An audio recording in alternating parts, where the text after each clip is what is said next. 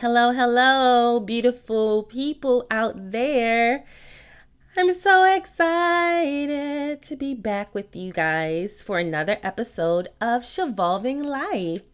It's me, Samantha, here, and as always, the purpose of Shevolving Life is to remind you, me too, girl, me too, remind you of your light, your power, and the well being that already exists inside of you. We just need to put in practice ways to regularly connect to it. And that's what we talk about, the connection.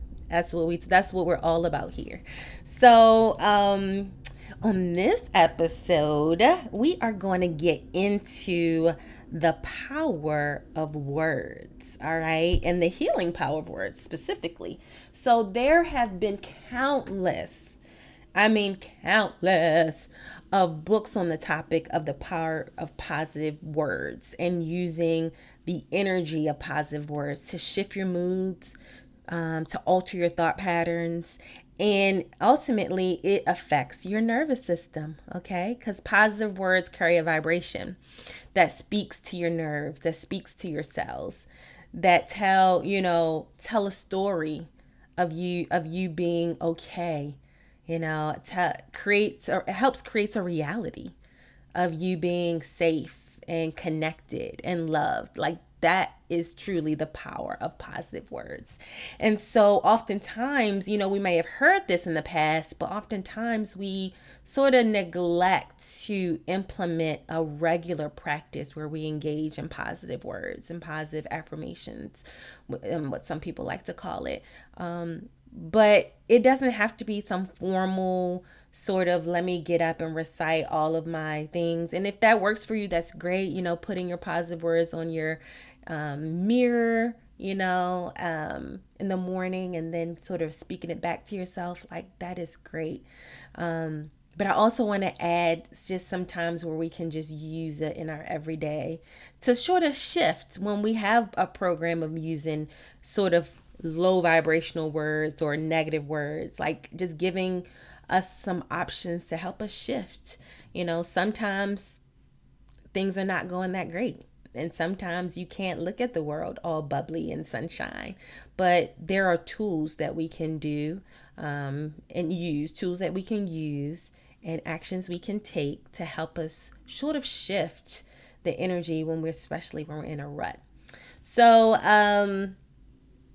I have a story, of course. I always have a story. But recently at dinner, we usually have sort of family meal time a few times a week, and we love it. That I have to give it to Daddy. Daddy is a big proponent of family meals together. And so recently, we were at dinner, and I told my kids, I really hate the word should. I want it out of the English language. Nobody should be. Nobody, definitely not anybody that I love. I don't want them to feel beholden to like these expectations of what they should have did and things like that. And I think it should be removed from the English language and banned. And of course, I got a lot of pushback from Daddy because he's like, no, should is definitely useful. And I was like, it's a bit judgy though. And he's just like, sometimes judgment is required. That's how our banter goes back and forth in our household. Like, he's the one that's like, no, this is and I'm all like, but what about relationship? Is it more important to be right or in relationship? I always get him with that.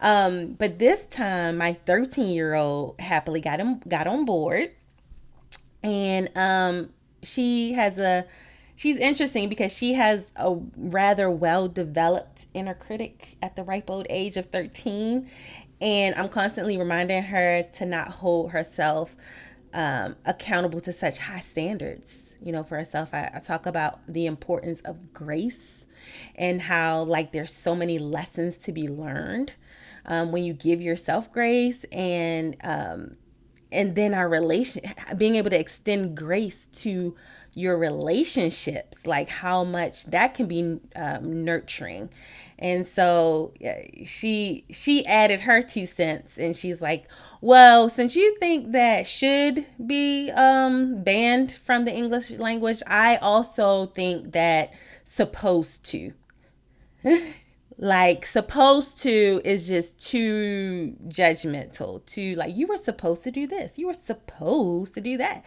Like, nobody says supposed to in any sort of uplifting way. It's usually like, I'm calling you out because you were supposed to do this, supposed to do that, supposed to do that. And I'm like, right, that's interesting, tell me more. And so she went on to just talk about, like, she has some suggestions on words that might be of a higher vibration, such as, you get to do something, or, I had this expectation that this would happen. And it's not that the words that what I really love about the suggestions that she brought up. First of all, I love her words, period.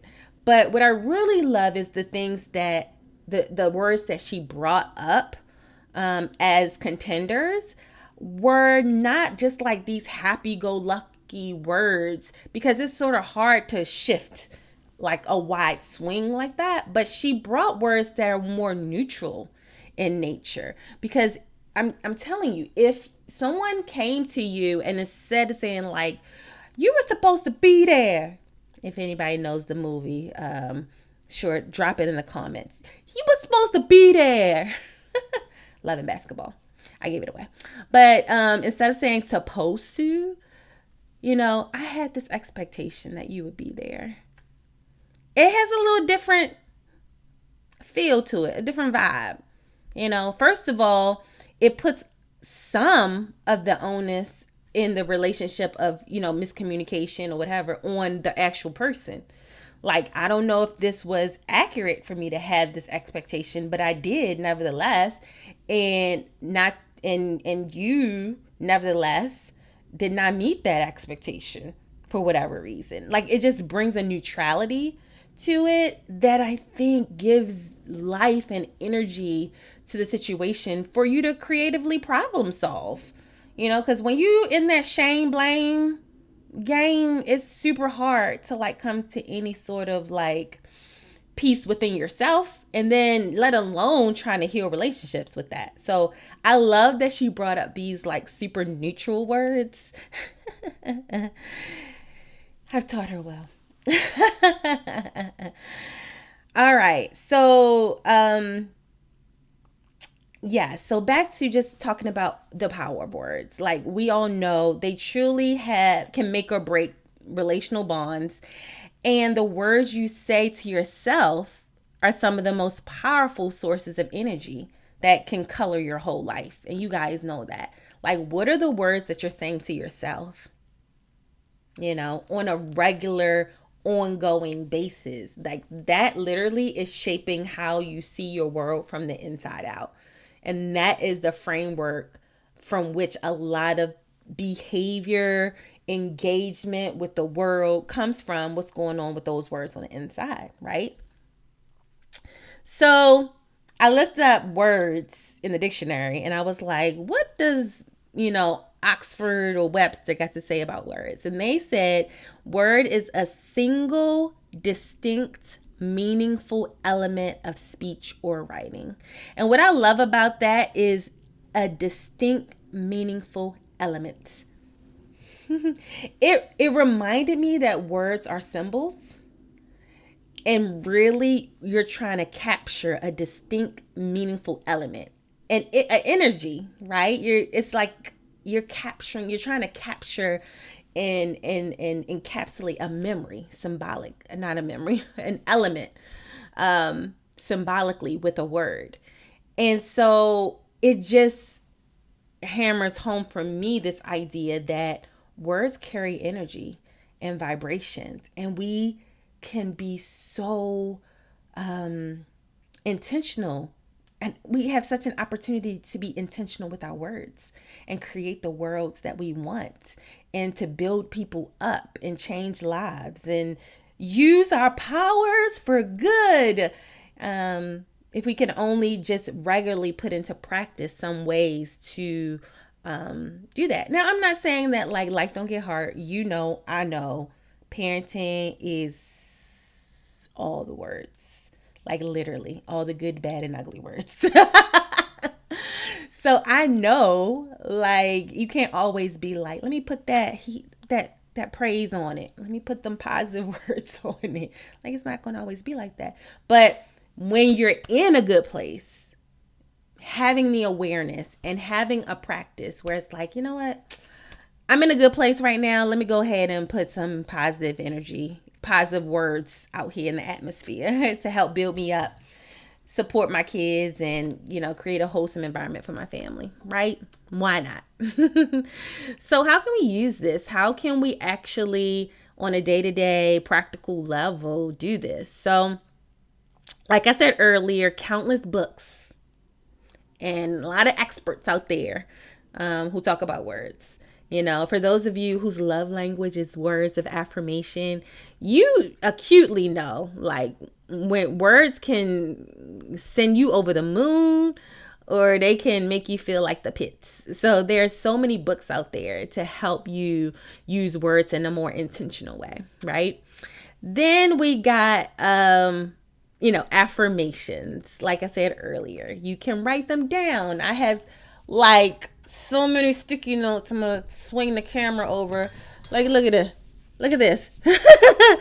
I do it too. Sticky notes and like quotes on the mirrors. And I mean, look at all this. A lot of these are quotes and just positive vibe words to help remind me and connect me to my well-being, right? So printing out something, putting that near you in your environment where you can look to help you connect to the power of positive words, for sure.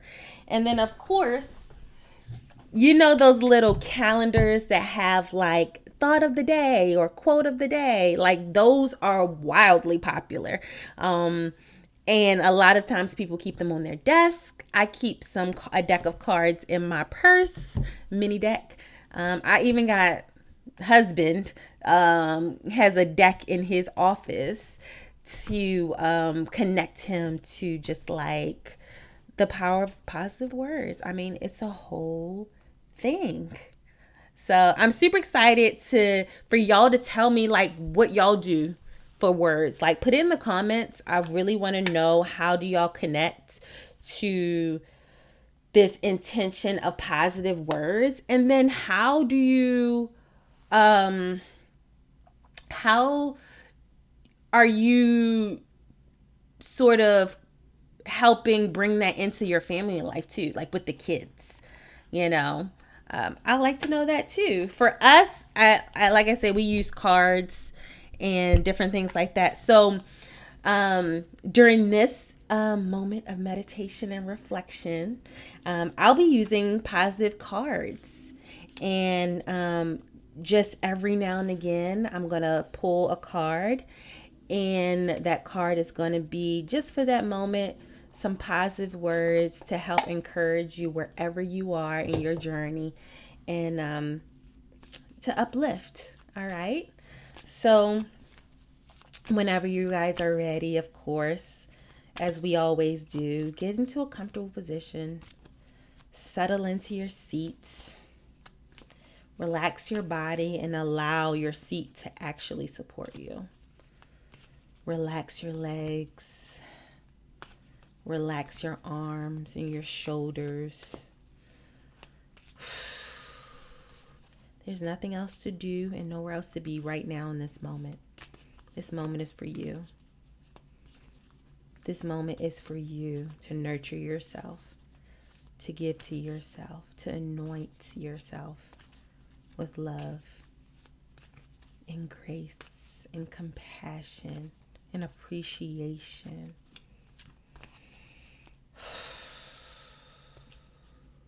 I want you to just breathe that in and let it out.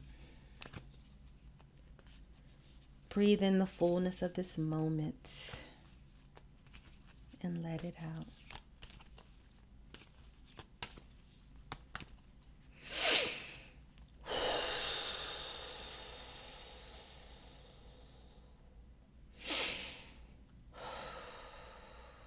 Your energy is your greatest currency.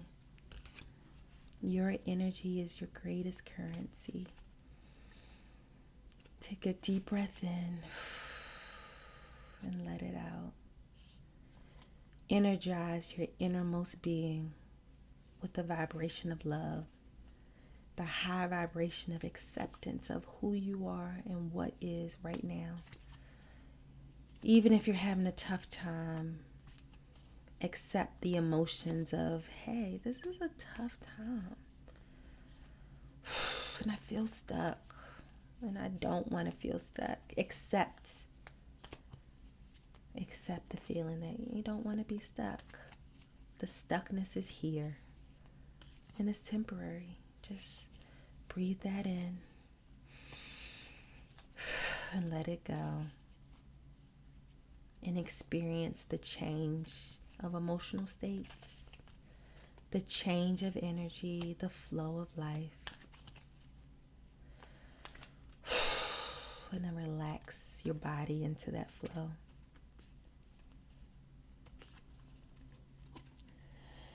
You must jump first. I know the universe will catch me.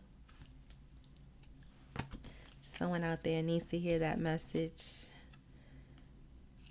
Sometimes you got to just take the first step towards acceptance. The first step towards grace. And I know sometimes it's hard and it's scary. And you think, I don't want to get taken advantage of. I don't want to get walked on over. I'm tired of this. I don't want to be victimized.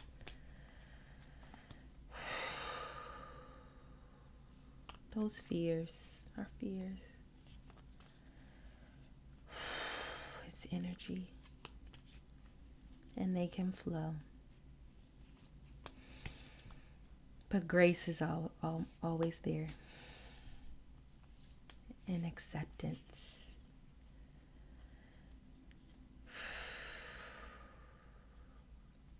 And step into gratitude and appreciation. Let's get one more card here. The only approval you need is your own. That was a special word right there for all of those people with those inner critics like my daughter.